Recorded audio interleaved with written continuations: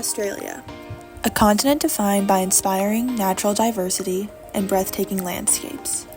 From the awe-striking magnitude of the Blue Mountains to the sprawling white sand beaches and vibrant coral ecosystems of the Great Barrier Reef, there is unlimited ground to explore.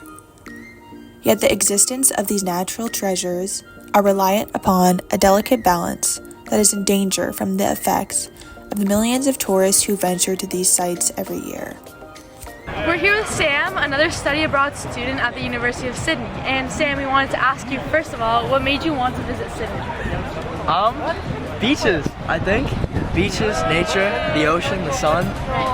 It is our responsibility to learn about the environmental threats we humans are posing and the measures each of us can take to lessen the impact of tourism on these natural attractions so that ecosystems can continue to flourish and travelers from far and wide can continue to witness these breathtaking natural wonders. I think it's important to just do some research before you go places. You don't want to go anywhere that you're going to be disrespectful.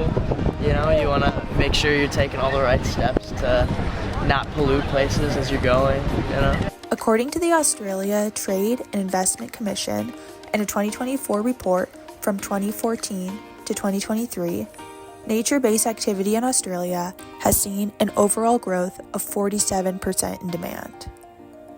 According to Tourism Research Australia, visiting national state parks grew by 73%, visiting beaches grew by 44%, snorkeling grew by 38%, and whale and dolphin watching saw a 26% increase. With Australia's natural assets attracting visitors, it's important we work to preserve them. What is nature tourism? According to Texas Parks and Wildlife, nature tourism encompasses experiential tourists whose primary purpose is to view wildlife in a natural setting. Wallaby. That's their favourite food, makes up about 90% of their diet in the wild. Or to engage with the natural environment of a region in its unaltered form. This could include enjoying views of natural landscapes, stargazing, and observing habitats.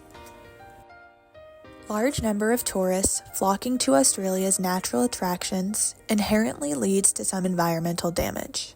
For example, in national parks, heavy foot traffic can erode soil, damage vegetation, and disturb wildlife. But it is irresponsible tourism practices that are most negatively impacting environments and ecosystems in Australia.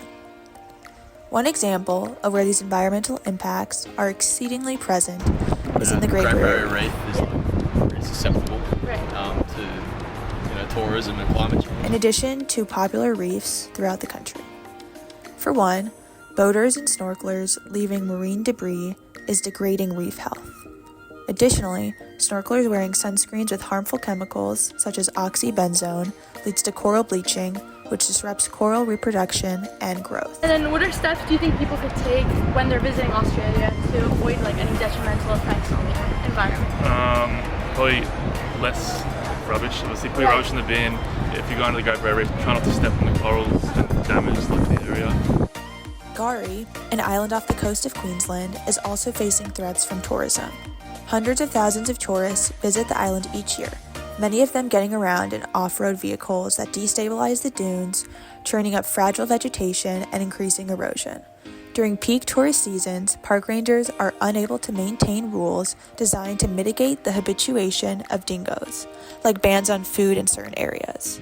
Furthermore, with such high number of tourists, waste management and eco-conscious infrastructure has struggled to keep up with the demand. But these issues of nature tourism are not isolated to only Australia. Developing countries in Southeast Asia are also facing the consequences of irresponsible tourism.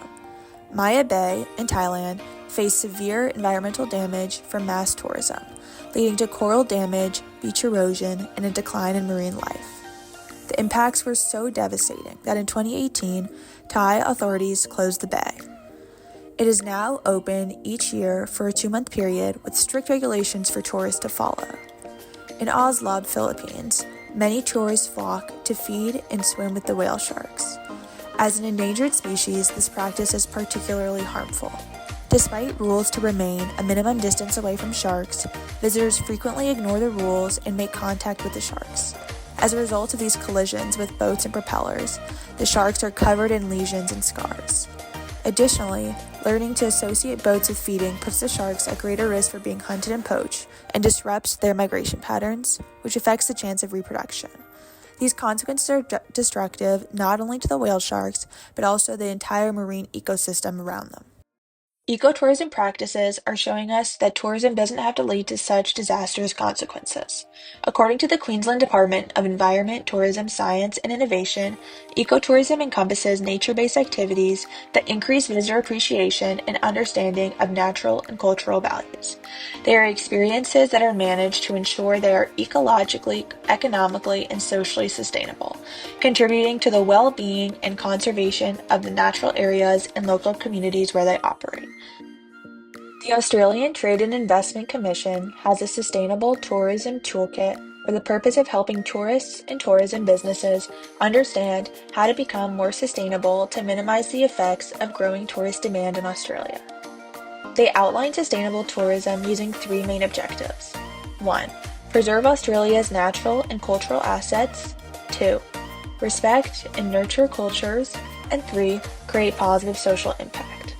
Often sustainability in the nature tourism industry starts with the practices of tourism businesses. The first step is for businesses to measure carbon footprints, which is essential for companies to establish a baseline they can use to track progress over time. Companies can reduce energy use by upgrading to energy-efficient lighting and appliances, investing in renewable energy sources such as solar panels, and using fuel-efficient vehicles and encouraging public transportation. There are infinitely more ways for companies to become more sustainable. Some of the most effective options include supporting biodiversity and regeneration, incorporating sustainability education into tour programming, and offsetting their carbon. Of course, there are also ways for travelers to help make the nature tourism industry more sustainable. Tourists can work to reduce their use of non-reusable items, choose non-air transportation methods such as bus or train, and research the sustainability of tour companies they might use to confirm their practices are respectful.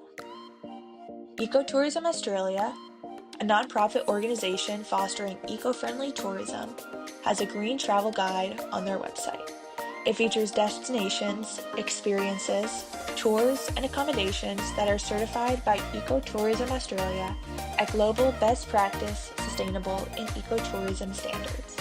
In almost every attraction, the guide will also give recommendations on actions one can take to make a positive impact on the surrounding nature and community. And what do you think are some common mistakes or things that people do that can harm the environment that we should probably avoid?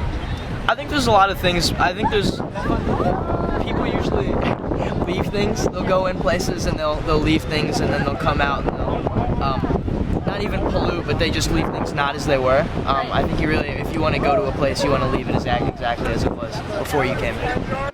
It is also our duty as travelers to read up on the locations we are traveling to before visiting.